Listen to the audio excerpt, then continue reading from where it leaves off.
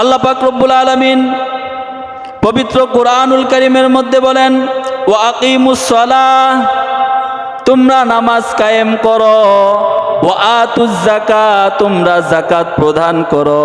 কোত্থেকে যাকাত দিবা? যে সম্পদ আমি তোমাদেরকে দিয়েছি। দুনিয়ার কোনো সম্পদের মালিক কোনো ব্যক্তি না, সমস্ত সম্পদের মালিক কে? ওই আল্লাহ সমস্ত সম্পদের মালিক। যদি আল্লাহ দেওয়ার পরে ছিনায় নিয়ে যান, কোনো ব্যক্তির ক্ষমতা নাই ওই সম্পদকে ধরে রাখা।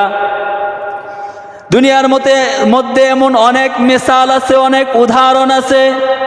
অনেক সম্পদের মালিক ছিল, কিন্তু কিছু মুহূর্তের ব্যবধানে তাদের সম্পদ সব বিলীন করে দিয়েছেন কে? এজন্য সমস্ত সম্পদ দেওয়ার মালিককে।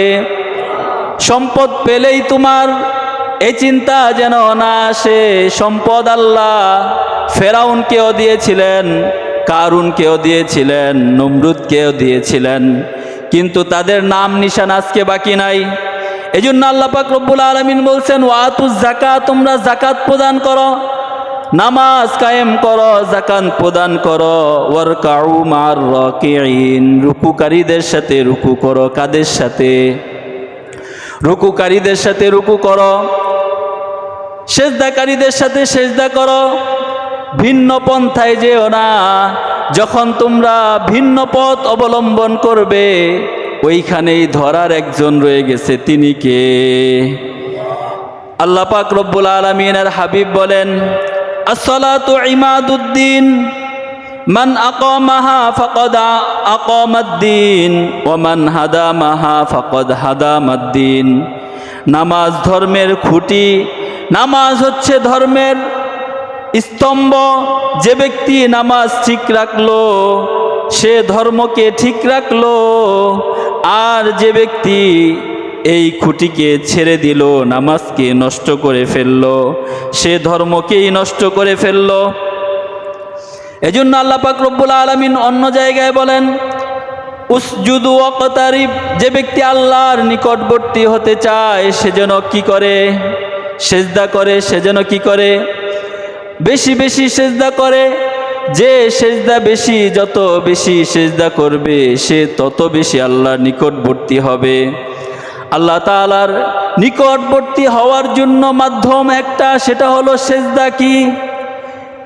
ইবলিসকে যখন আল্লাহ পাক রব্বুল আলামিন সেজদার হুকুম দিয়েছিলেন, তখন তিনি অহংকার করে সেজদা থেকে বিরত রয়েছে।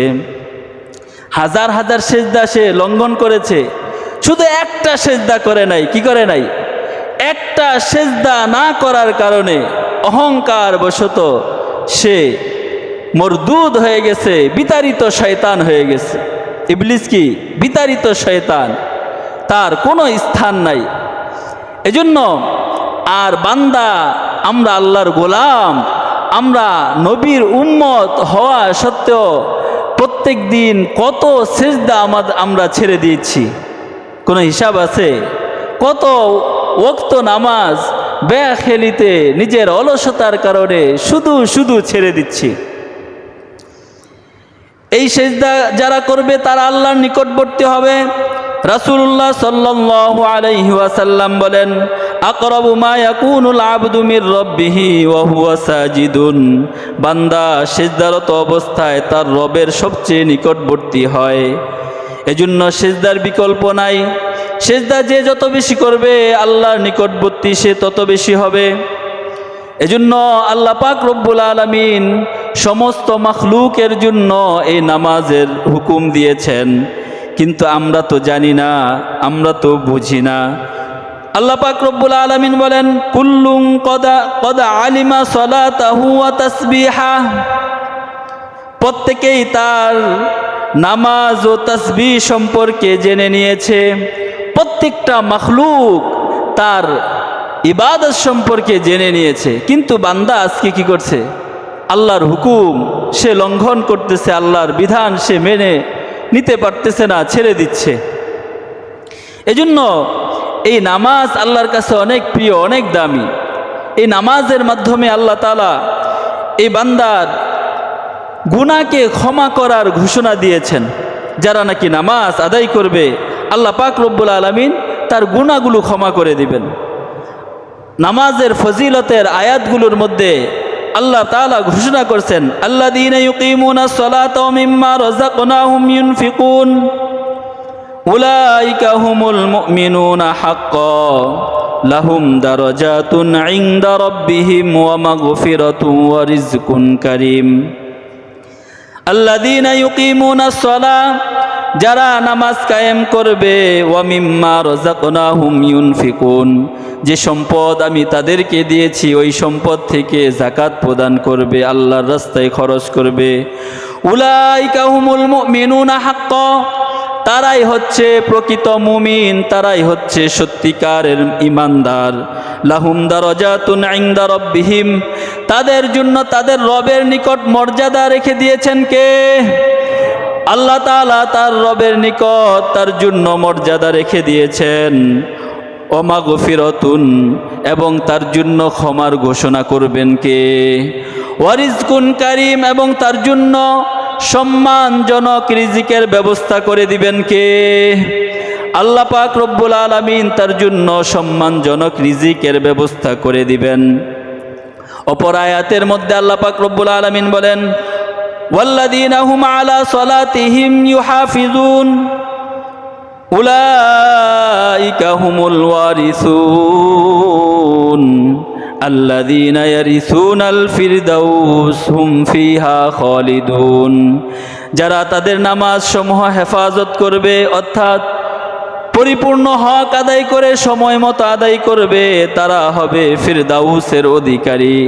ফিরদাউস কি দুনিয়ার কোনো হালুয়া নাকি? হ্যাঁ, এটা কি জান্নাত, জান্নাতুল ফিরদাউস।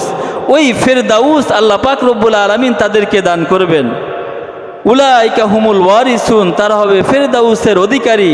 আল্লাযীনা ইয়ারিসুনাল ফিরদাউস হুম ফিহা খালিদুন, আর যারা ওই ফিরদাউসের অধিকারী হয়ে যাবে তারা ওইখান থেকে চিরকাল থাকবে, সেখান থেকে আর বের হবে না। সুবহানাল্লাহ বলবেন না? অপর আয়াতের মধ্যে আল্লাহ পাক রব্বুল আলামিন বলেন, ইন্নাস সালাতা তানহা আনিল ফাহশাই ওয়াল মুনকার, যারা নামাজ হক আদায় করে আল্লাহর উপর সন্তুষ্টির নিয়তে এই নামাজ আদায় করবে, সমস্ত খারাপ কাজ থেকে ওই নামাজ তাকে বিরত রাখবে। দেখবেন নামাজও পড়ে সুদও খায়, নামাজও পড়ে হারাম কাজেও লিপ্ত হয়, নামাজও পড়ে আবার টেন্ডারবাজিও করে, নামাজও পড়ে চাঁদাবাজিও করে, নামাজও পড়ে আলেম ওলামাদের নামে বদলামও ছড়ায়। আছে না নাই? ওই নামাজ ওর নামাজ হয় নাই। ও সেজদা করে ঠিক, কিন্তু সেজদা ওই সেজদা আল্লাহ পর্যন্ত পৌঁছে নাই, ঠিক কিনা? কোন বান্দা যখন আল্লাহর জন্য সেজদা করবে, ওই সেজদা তাকে সমস্ত অন্যায় অপরাধ থেকে বিরত রাখবে। দেখবেন আজকে কিছু কুলাঙ্গাররা আছে না নাই? ওই কুলাঙ্গাররা নিজে মিথ্যা কথা বলতে বলতে আজকে ওর বুকের পাটা এমন বড় হয়েছে। আমরা হাদিসের মধ্যে পড়ছি, কোনো ব্যক্তি যখন মিথ্যা কথা বলতে বলতে একবার দুইবার 100 বার বলে, ওই ব্যক্তি মনে করে এটাই সত্য কথা, ঠিক কিনা? আজকে সমাজের অবস্থা তাই। দেখবেন এক শ্রেণীর সমাজ ব্যবস্থাপনারা তারা আজকে মিথ্যা ছড়াইতে ছড়াইতে ছড়াইতে, তারা মিথ্যা বলতে বলতে ওইটাকে আজকে তাদের কাছে সত্য মনে হয়, ঠিক কিনা? সব কিছু বলারও অবকাশ নাই। আজকে সবার মুখে তালা। কি সবার মুখে তালা? কথা বলা সম্ভব না। এজন্য দেখবেন যারা মিথ্যা বলে আবার সেজদাও করে, মানুষকেও দেখায়, তাদের গলাবাজি আবার বড় থাকে। আছে না নাই? তারা দেখবেন সবার আগে সবার সামনে এইভাবে চলতেছে দুনিয়া। এজন্য নামাজ তো হতে হবে কার জন্য? কথা বলেন, আল্লাহর জন্য। যখন আল্লাহর জন্য এই সেজদা হবে, তখন আল্লাহ পাক রব্বুল আলামিন তাকে সমস্ত অন্যায় অপরাধ থেকে বিরত রাখবেন কে? হাদিসের মধ্যে আল্লাহ তাআলা, আল্লাহর হাবিব বিশ্বনবী সাল্লাল্লাহু আলাইহি ওয়াসাল্লাম বলেন, আন আবি হুরায়রা রাদিয়াল্লাহু তাআলা আনহু قال قال رسول الله صلى الله عليه وسلم أرأيتم لو أن نهرا بباب أحدكم يغتسل فيه كل يوم خمسا هل يبقى من درنه شيء قالوا لا يبقى من درنه شيء قال فذلك مثل الصلوات الخمس يمحو الله بهن الخطايا আবু হুরায়রা রাদিয়াল্লাহু তাআলা আনহু থেকে বর্ণিত হাদিস, বুখারী মুসলিমের হাদিস। আল্লাহ রাসূল সাল্লাল্লাহু আলাইহি ওয়াসাল্লাম বলেন, সাহাবীদেরকে উদ্দেশ্য করে বলতেছেন, হে আমার সাহাবীরা, আওয়াইতুম লাউ আন্না নাহরান বিবাবি আহাদিকুম, যদি তোমাদের ঘরের সামনে, কারো ঘরের সামনে একটি প্রবাহিত নদী থাকে, ওই নদীতে কোনো ব্যক্তি যদি প্রতিদিন 5 বার করে প্রতিদিন 5 বার করে গোসল করে, ইয়াগতাসিলু ফিহি কুল্লা ইয়াউমিন খামসান, প্রতিদিন 5 বার করে গোসল করে, তাহলে তার শরীরে কোনো ময়লা অবশিষ্ট থাকতে পারে নাকি? হাল ইয়াবকা মিন দারনিহি শাইউন, তার শরীরে কোনো ময়লা থাকবে নাকি? সাহাবায়ে কেরাম রাদিয়াল্লাহু তাআলা আনহুম আজমাইন বলে উঠলেন, ক্বালু লা ইয়াবকা মিন দারনিহি শাইউন, না না না, হে আল্লাহর রাসূল, তার শরীরে তো কোনো ময়লা অবশিষ্ট থাকতে পারে না। ক্বালা ফাযালিকা মাসালুস সালাওয়াতিল খামসি ইয়ামহুল্লাহু বিহিন্নাল খাতায়া, আল্লাহ রাসূল সাল্লাল্লাহু আলাইহি ওয়াসাল্লাম বলেন, ঠিক তেমনি ভাবে কোনো বান্দা যখন 5 ওয়াক্ত নামাজ সময় মতো আদায় করবে, তার কোনো গুনাহ অবশিষ্ট থাকতে পারে না। কি করে না? সমস্ত গুনাহগুলো ধুয়ে পরিষ্কার করে দেন কে? আল্লাহ পাক রব্বুল আলামিন তার সমস্ত গুনাহগুলো ধুয়ে পরিষ্কার করে দেন। আবু যর রাদিয়াল্লাহু তাআলা আনহুর হাদিসের মধ্যে আসছে, আল্লাহ রাসূল সাল্লাল্লাহু আলাইহি ওয়াসাল্লাম একদিন শীতের মধ্যে তিনি বের হইছেন। খরজা ফি শীতাই, আল্লাহ রাসূল শীতের দিনে একদিন বের হইছেন। বের হয়ে একটা গাছ ধরে তিনি ঝাঁকি দিছেন। এরপরে আবু যর রাদিয়াল্লাহু তাআলা আনহুকে ডেকে বলতেছেন, হে আবু যর, দেখো এই গাছ থেকে কিভাবে পাতা পড়তেছে। শীতের দিনে গাছ থেকে পাতা ঝরে পড়ে না? গাছে দেখবেন পাতাগুলো শুকায় যায়, মরে যায়, তখন ওই গাছে নাড়া দিলে ঝরঝর করে পাতা পড়তে থাকে। এমনি আল্লাহ রাসূল বের হয়ে আবু যরকে ডেকে বলতেছেন, হে আবু যর, দেখো কিভাবে পাতা পড়তেছে। আবু যর রাদিয়াল্লাহু তাআলা আনহু তিনি বলতেছেন, লাব্বাইক ইয়া রাসূলুল্লাহ, হ্যাঁ, এই গাছের পাতা তো সব পড়ে যাচ্ছে। তখন আল্লাহ রাসূল সাল্লাল্লাহু আলাইহি ওয়াসাল্লাম বলতেছেন, যে বান্দা নাকি ক্বালা ইন্নাল আবদাল মুসলিমা লা ইউসাল্লিয়াস সালাতা ইউরিদু বিহা ওয়াজহাল্লাহ, যে বান্দা নাকি আল্লাহর উদ্দেশ্যে সেজদা করে, নামাজ আদায় করে, ঠিক তেমনিভাবে তার গুনাহগুলো এইভাবে ওই পাতা গাছ থেকে যেভাবে ঝরে পড়ে, তার গুনাহগুলো ওইভাবে ঝরে পড়ে যায়। সুবহানাল্লাহ। কি করে? এইভাবে ঝরে পড়ে। এজন্য নামাজের দরকার আছে না নাই? দোকানে বসে বসে নামাজ আদায় করব, নাকি ব্যবসা প্রতিষ্ঠানে এক শ্রেণীর মানুষ আছে যারা দেখবেন মনে করে একক তো নামাজ আদায় করতে যাব, ব্যবসায় অনেক ক্ষতি হয়ে যাবে, দোকান বন্ধ করে আসব, দোকানে লস হয়ে যাবে, কাজের লোক নিচে তাকে নামাজের সুযোগ দেয় না, নামাজ পড়তে গেলে তার ব্যবসায় লস হবে, তার কাজের অনেক কমতি হয়ে যাবে, আছে না নাই? কিন্তু রুজি রোজগারের ব্যবস্থা করেন কার পক্ষ থেকে? আল্লাহ পাক রব্বুল আলামিন বলেন, যে বান্দা নাকি নামাজ আদায় করবে তার রিজিকের মধ্যে বরকত দিয়ে দিবেন কে? আল্লাহ পাক রব্বুল আলামিন তার রিজিকের মধ্যেও বরকত বাড়ায় দিবেন। ওয়া'মুর আহলাকা বিস-সালাতি ওয়াসতাবির আলাইহা লা নাসআলুকা রিজকা। আল্লাহ পাক রব্বুল আলামিনের হাবিবকে আল্লাহ তাআলা বলেন, ওয়া'মুর আহলাকা বিস-সালাত, তোমার আহাল পরিবার পরিজন, তোমার আয়াত্ত দিন যারা আছে তাদেরকে তুমি নামাজের হুকুম করো। এমনও নেতারা আছে যারা গাঞ্জা খাওয়ার হুকুম করে, নামাজের হুকুম করে না, আছে না নাই?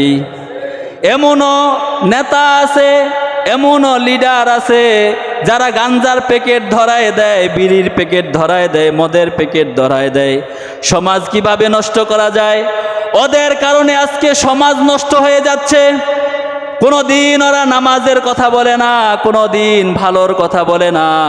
কিভাবে সন্তানগুলোকে নষ্ট করা যায় তাদের পিছে রেখে রেখে ওদের ভবিষ্যৎগুলোকে বরবাদ করে দিচ্ছে, এরকম আছে না নাই? আজকে দেখবেন যারাই চাঁদাবাজি করে, যারাই টেন্ডারবাজি করে, যারাই অন্যের সম্পদ লুণ্ঠন করে খায়, যারাই গলাবাজি করে, তারা এইভাবে ওই বাচ্চাগুলোকে তাদের আয়ত্তাধীন রাখতে চায়, শুধুই গাঞ্জার পোলটা দিয়ে আছে না নাই? এজন্য তারা কখনো ভালোর কথা বলবে না। ইন্না সলাতা তানহা আনিল ফাহশা, যদি নামাজের কথা বলি তাহলে তো তারা ভালো হয়ে যাবে, আমার খারাপ কথাগুলো শুনবে না, আছে না নাই? আমি যদি তাদেরকে অন্যায়ের হুকুম করি তখন তো তারা যাবে না। এজন্য দেখবেন এরকমও নেতা আছে যারা নাকি নামাজের কথা বলবে না, হকের কথা বলবে না, সত্যের কথা বলবে না। কিভাবে সমাজ নষ্ট করা যায়, কিভাবে সন্তানদেরকে নষ্ট করা যায়, তাদের লোভ লালসা দেখিয়ে তাদের পিছনে ঘুরাইতেছে, আছে না নাই? এজন্য সতর্ক হন, আপনার বাচ্চা কার সাথে চলে, আপনার বাচ্চা কার সাথে ঘুরে, কোথায় যায়, কোন জায়গায় যায় পোলটা খায়, এগুলো আপনি নিজে হিসাব রাখেন। এই সমাজকে পরিবর্তন করার দায়িত্ব আপনার আমার। এই সমাজ কোনো গাঞ্জট্টিরা পরিবর্তন করে দিবে না, ঠিক কিনা? এই সমাজ কোনো হিরণচিরা পরিবর্তন করে দিবে না। এই সমাজ পরিবর্তন করতে হলে আপনাকে আমাকেই করতে হবে, ঠিক কিনা? এজন্য এই নামাজের হুকুম করেন, তাদেরকে সত্যের শিক্ষা দেন, সঠিক কথাগুলো তাদের মধ্যে, তাদের দিলের মধ্যে পৌঁছায় দেন। দেখবেন সমাজ, রাষ্ট্র, এই দুনিয়া শান্তিতে ভরে দিয়েছেন কে? আল্লাহ তাআলা এই দুনিয়াকে শান্তিতে ভরে দিয়েছেন। এজন্য রিজিকের ফয়সালা করেন কে? আল্লাহ তাআলা এই নামাজের মাধ্যমে রিজিকের ফয়সালা করেন। যখন আবু বকরের ক্ষুধা 3 দিন 5 দিন ঘরে চুলা জ্বলে না, ওই সময় আবু বকর এসে মসজিদে উপস্থিত, এইভাবে দেখে দুপুরবেলা নামাজের সময় না, কিন্তু মসজিদে হাজির। দেখে কিছুক্ষণ পরে ওমর এসে উপস্থিত, তখন তারা দুইজন দুই কোণায় বসে আছে, নামাজ আদায় করতেছে।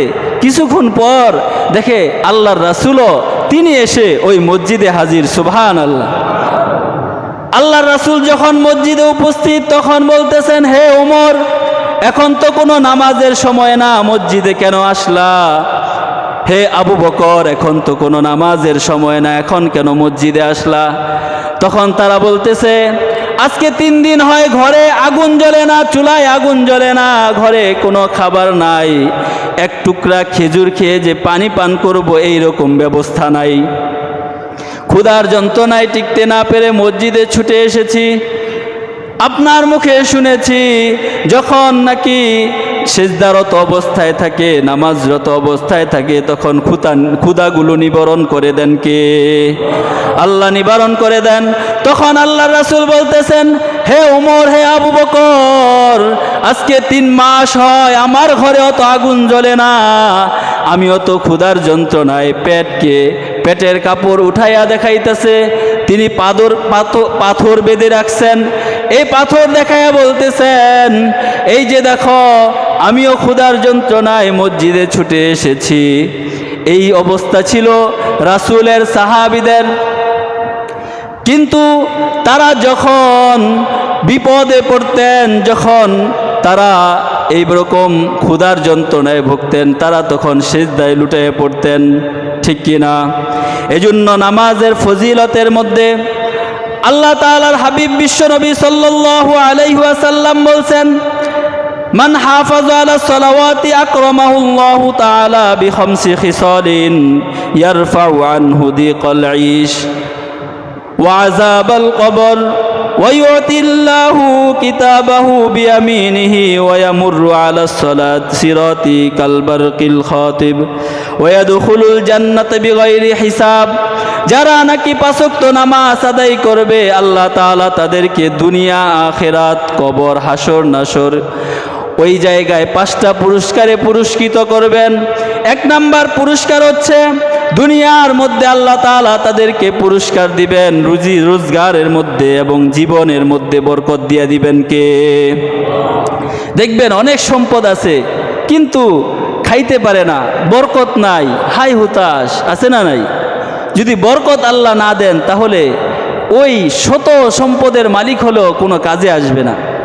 এজন্য যারা নাকি 5 ওয়াক্ত নামাজ আদায় করবেন আল্লাহ তাআলা তাদেরকে 5টা পুরস্কারে পুরস্কৃত করবেন।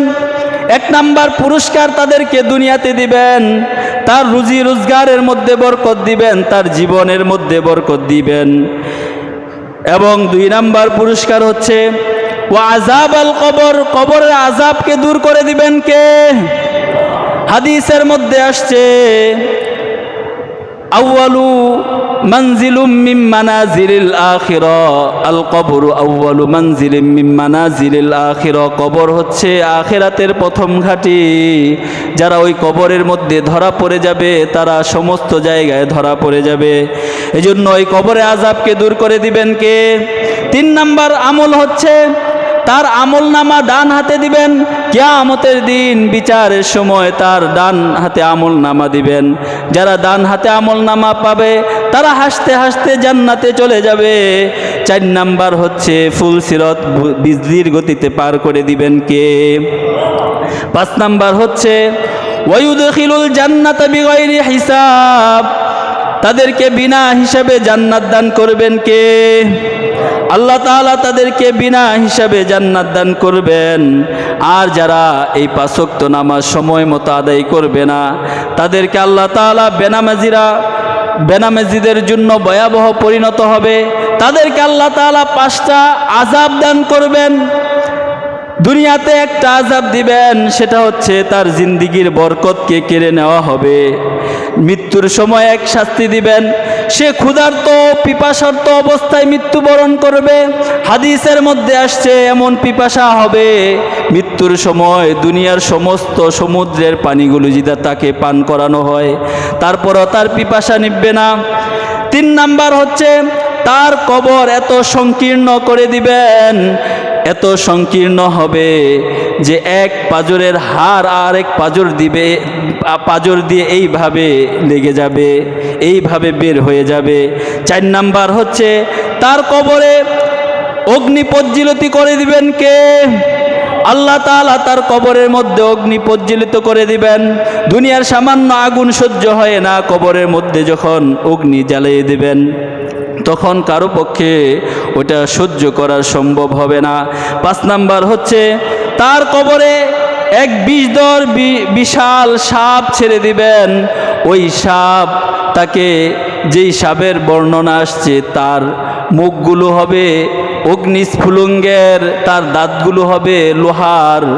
এইভাবে যখন নাকি তাকে একটা ধ্বংসন করবে, এই এক কামড়ের কারণে সে 70 গজ দাবতে থাকবে। আবার যখন সে পুনরায় ফিরে আসবে আবার এভাবে কামড় দিবে। এভাবে 1টা 2টা করে ফজর ছেড়ে দেওয়ার কারণে ওই সাপ তাকে জোহর পর্যন্ত কামড়াবে। জোহর ছেড়ে দেওয়ার কারণে ওই আসর পর্যন্ত সাপ তাকে কামড়াবে। আসর ছেড়ে দেওয়ার কারণে মাগরিব পর্যন্ত কামড়াবে। মাগরিব ছেড়ে দেওয়ার কারণে এশা পর্যন্ত কামড়াবে। এশা ছেড়ে দেওয়ার কারণে ফজর পর্যন্ত এই সাপ তাকে কামড়াবে। এইভাবে কিয়ামত পর্যন্ত তার কবরের মধ্যে শাস্তি চলতে থাকবে। এজন্য নামাজের দরকার আছে না নাই? আল্লাহ পাক রব্বুল আলামিন আমাদেরকে এই কথাগুলো বোঝার এবং আমল করা তৌফিক দান করুন।